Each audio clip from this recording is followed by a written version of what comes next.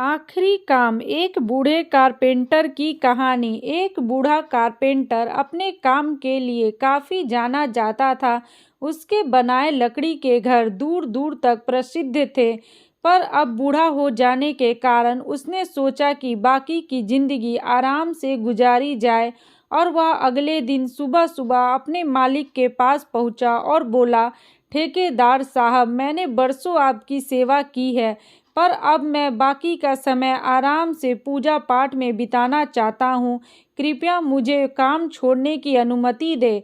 ठेकेदार कारपेंटर को बहुत मानता था, इसीलिए उसे ये सुनकर थोड़ा दुख हुआ, पर वो कारपेंटर को निराश नहीं करना चाहता था। उसने कहा, आप यहाँ के सबसे अनुभवी व्यक्ति हैं, आपकी कमी यहाँ कोई नहीं पूरा कर पाएगा, लेकिन मैं आपसे निवेदन करता हूँ कि जाने से पहले एक आखिरी काम करते जाएं।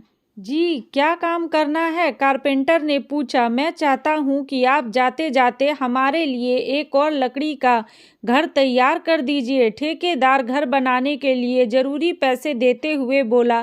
कारपेंटर इस काम के लिए तैयार हो गया। उसने अगले दिन से ही घर बनाना शुरू कर दिया, पर ये जानकर कि ये उसका आखिरी काम है और इसके बाद उसे और कुछ नहीं करना होगा, वो थोड़ा ढीला पड़ गया।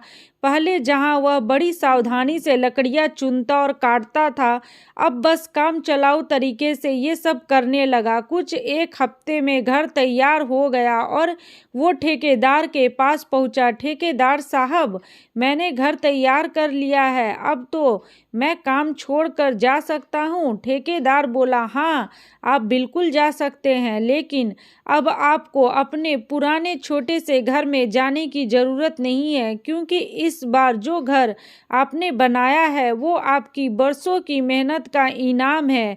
जाइए, अपने परिवार के साथ उसमें खुशहाली से रहिए। कारपेंटर यह सुनकर दंग रह गया।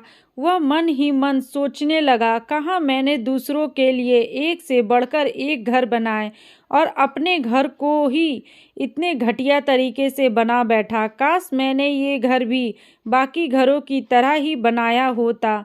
तो दोस्तों, आप लोगों को मेरी आज की कहानी कैसी लगी? अगर अच्छी लगी हो तो अपने दोस्तों के साथ शेयर करें, लाइक करें, सब्सक्राइब करें। Okay, bye, thank you.